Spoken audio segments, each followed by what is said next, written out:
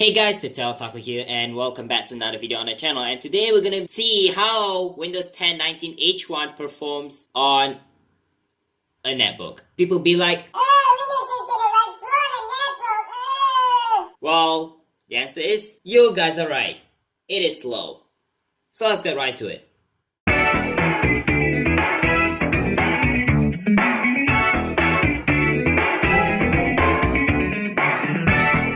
Okay, first things first, I'm gonna tell you guys that I'm very sorry about some of the glitchy stuff going on the left side of the screen, probably because of the screen issue on the Lenovo Netbook. I never had this issue before since my relatives own it. Wait, why is this not connected to Wi-Fi? Really? But now we have this issue since a couple videos later. Well, anyway, there's a couple things that was presented since recent major update of Windows 10, which is the dot theme menu, right click menu though. Oh my god, I kind of forgot what's this called. But we have right click, we get this menu in the dot theme, which is actually really cool. If I go onto this PC, we also get a dot theme explorer on recent updates of Windows 10. It's actually presents in a couple of insider builds back. So yeah, it's really cool. But one thing to note about Windows 10 19H1 is that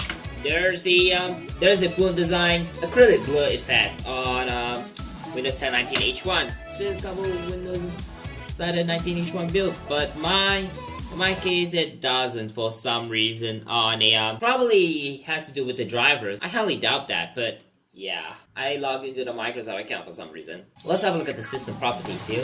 There's not a lot of changes on the Windows 10 19H1 over Windows 10 version 1809. It has an Atom N470 clock at 1.83 GHz, 2 gigs of RAM. You probably remember this Lenovo Netbook from two of my computers I owned video a couple years ago, probably. I made that video back in 2016. Huh. That's a nostalgic feel. And it has 2 gigs of RAM. It used to have 1 gig of RAM, but I shoved a RAM that I pulled out from the Asus 54720, which died on me. And I still have only 2 gigs of RAM, but the other one, I don't know where it disappeared, but yeah.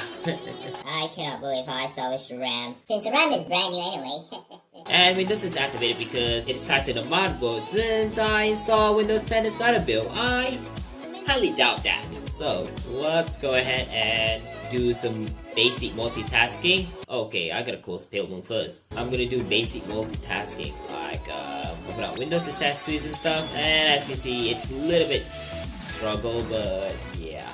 I'm gonna open up Paint. Yeah, I'm terrible at writing with the mouse, so it is what it is. But there's a product alert on every single classic Microsoft Paint. Paint will soon be moving to the Microsoft Store. Don't worry, it will still be free to download once it will there. Oh my god, I guess Microsoft had to ditch classic Paint. Let's move on to Notepad. Hello YouTube.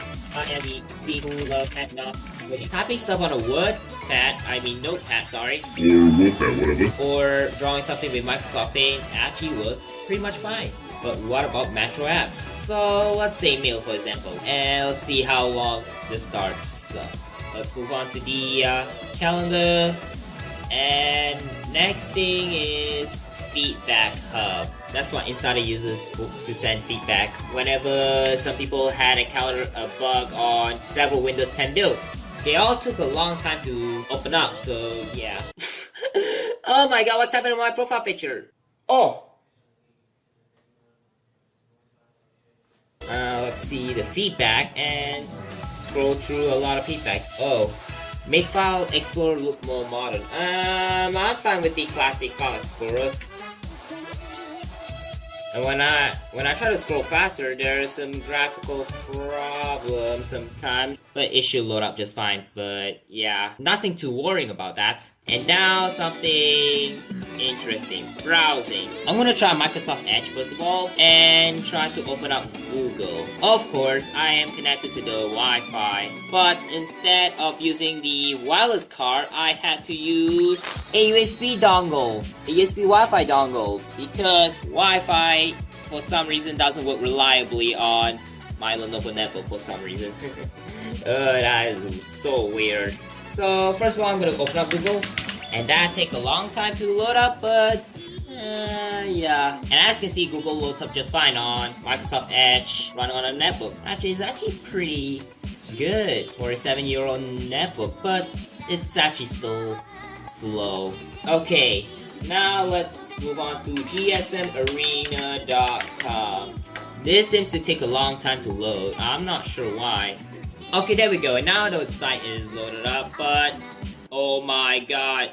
Pretty much all the smartphones nowadays has a notch on there. Oh my god, why? Why would you do this to me? Google, why did you do this? Why did you make an ugly notch on the pixel to the asshole? I'm actually really mad over the notch trend taking over the entire smartphone world. And in case you guys didn't know, I actually hated the notch on a phone. Notch design, I mean. Notch design is absolutely ugly and absolutely gave me OCD when I try to watch YouTube videos or something like that. Well, don't mind me then. Since there are not a lot of options with the web browser, most of them are resource intensive, but I have to use Pale Moon. What version of Pale Moon I have right now, you ask? Well, good question. It's version 28.1.0, 32-bit. Unfortunately, the Pale Moon for Atom XP is actually discontinued, which is really sad. Google again. Scrolling through some stuff is not the greatest experience ever, but yeah, it's choppy to be honest. But I'm not gonna use the scroll wheel because the scroll wheel on the AVF mouse is absolutely trash. Why can't I scroll? F***ing hell. I mean, look at this. If I try to scroll down, yup, it actually scrolls up. It actually scrolls up every time I try to scroll down. I mean, oh my god. How about YouTube? I'm gonna use Pale Moon this time for YouTube stuff, but yeah. But first of all, I'm gonna open up How Not to Build a PC 101 by The Verge video. That's the content I did back in the day. Oh well.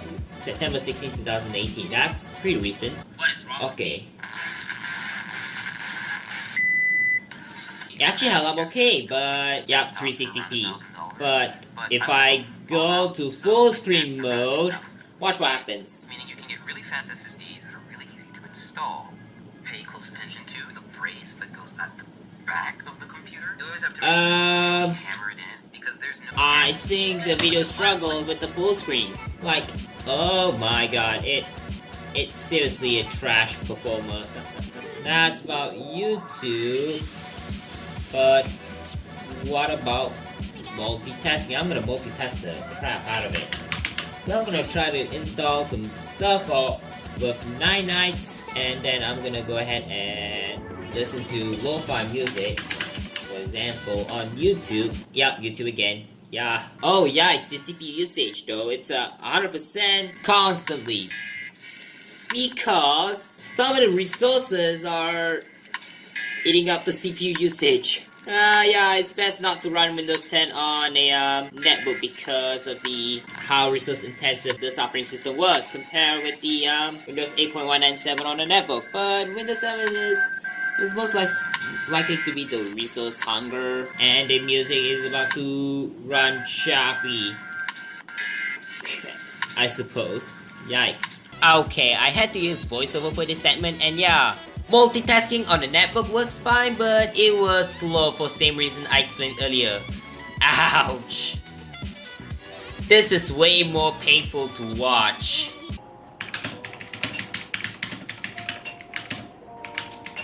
Yes, Mr. LibreOffice, I know that! Sheesh! Moving on to Discord on the netbook running Windows 10 19H1. Man, this is such a nightmare to run on a single-core Intel Atom. Especially desktop program version of it. With the dual-core Atom, I think it should perform a bit better. I got a delay when I send messages as well as typing, and the issue was that it froze very often because of how slow Intel Atom processor was back in the day.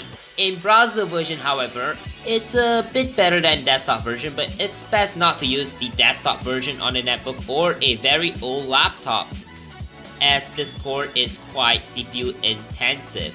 Downscaling still works on Windows 10 19H1, which is great, and the issue where the window was open in maximize mode very often was fixed. About Windows Box is the example of buggy downscaling issue on Windows 8.1 and Windows 10 version 1507, and some versions that had this issue. However, the issue was not present on 19H1. Not sure about this issue on the netbook running Windows 10 version 1803 and 1809, which I don't recommend to run on that. I doubt that was fixed since then. Okay, boot time from the cold boot took around under 3 minutes. Like, seriously, it's so slow to start it up from BIOS straight to the operating system and then go on to the desktop. Like, oh my god, it's so slow. Yeah, indeed. So yeah, would you recommend Windows 10 19H1 on a netbook when it comes out? The answer is no, I don't recommend it ever. Yeah, I guess that's all for this video, and yeah, I would like to thank you guys for watching this video to see how painful Windows 10 19H1 runs on a netbook like this one. Look at this. I'm gonna turn on a flash, I'll be right back. Yeah, that's better. You can see the netbook itself. So this is the Lenovo IdeaPad S10-3 netbook with Intel Atom N470. So yeah, thanks for watching. Be sure to like, comment, and subscribe for more, and hit the bell icon so you don't miss out on a new video like this. So yeah, I guess Windows 10 19H1 installation on this netbook is about to go bye-bye. TheTechOtaku signing out.